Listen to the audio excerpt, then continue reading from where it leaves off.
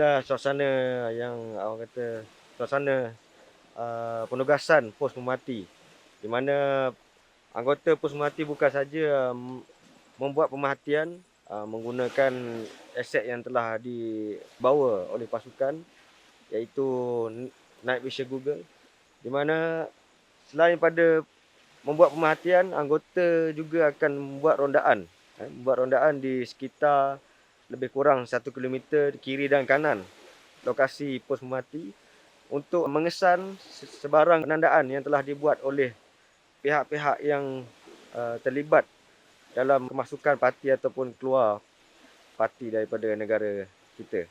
Anggota akan membuat penjejakan menggunakan penandaan tersebut. Contohnya terdapat plastik ataupun botol yang digantung di pokok. Bagi orang biasa mungkin penandaan tersebut tidak memberi makna, tapi bagi anggota pasukan selamatan, penandaan tersebut adalah sangat penting sebagai salah satu tanda-tanda awal atau maklumat kemungkinan akan ada pendaratan parti ataupun sebagai laluan untuk parti daripada Malaysia hendak balik ke negara mereka.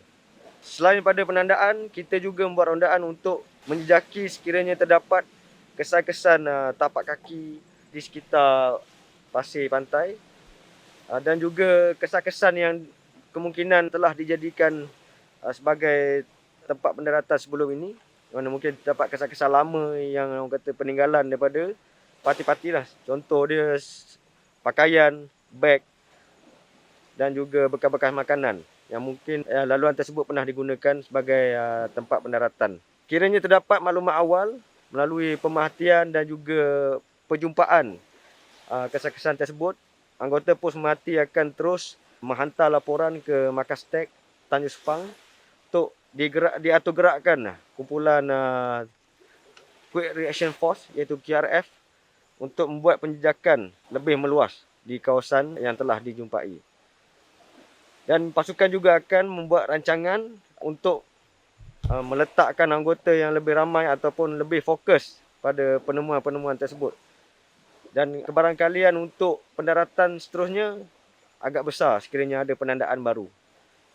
Seperti yang telah saya maklumkan sebelum ni. Mungkin ada tanda-tanda yang diletakkan, tanda plastik ataupun daun yang dicat pelbagai warna. Dan juga ada juga terdapat penandaan seperti tong-tong yang diletakkan sebagai, dan kami percaya itu adalah sebagai tanda untuk mereka melaksanakan pendaratan. Jadi ini adalah salah satu contoh di mana tapak-tapak kaki ataupun tapak kasut mungkin adalah kesan daripada pendaratan parti.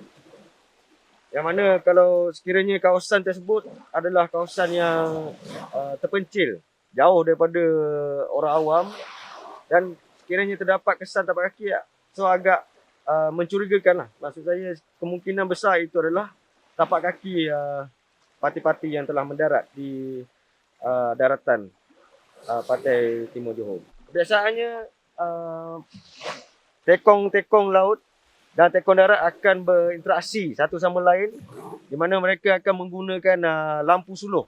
Lampu suluh sebagai isyarat untuk pendaratan parti, di mana tekong darat akan bermain lampu dan tekong laut akan beri tindak balas, akan beri isyarat lampu juga untuk sebagai persediaan untuk mereka merapat terus ke daratan. Dan kebiasaannya bot tidak terus merapat ke pesisir pantai, dan mereka akan menurunkan parti-parti di tengah-tengah di dalam air, di mana paras air tersebut adalah di paras dada sehingga pinggang. Jadi anggota pos pemerhati akan terus buat tinjauan rapat menuju ke cahaya lampu dan menunggu dalam hutan, dan terus memerhati sekiranya ada bot yang merapat untuk melaksanakan pendaratan.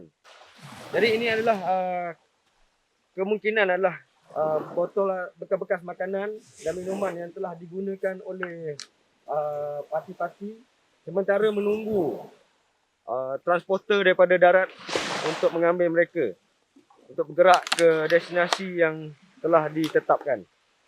So, melalui kisah-kisah ini kita dapat kena pasti di mana kawasan ini merupakan jalan utama untuk pendaratan dan pasukan akan membuat tindakan dengan menghantar kumpulan tim ronda berjalan kaki dan ataupun ronda jarak jauh untuk terus menjejak ke dalam hutan lagi sekiranya terdapat kesan-kesan lain yang pernah digunakan oleh parti-parti. Setelah parti-parti tersebut mendarat ataupun turun daripada bot, anggota pos pemerhati akan terus membuat serbuan semasa parti-parti tersebut masih berada dalam air. Sekiranya mereka telah masuk ke kawasan hutan, agak sukar untuk pasukan selamatan membuat penjejakan kerana kawasan hutan yang tebal dengan limitasi cahaya yang di mana kekerapan berlakunya pendaratan adalah pada waktu tengah malam, pada pukul 11 malam sehingga 4 pagi yang biasanya berlaku pendaratan. So, pasukan selamatan akan melaksanakan serbuan secara segera secepat yang mungkin untuk mengelakkan daripada parti-parti terlepas masuk ke dalam hutan.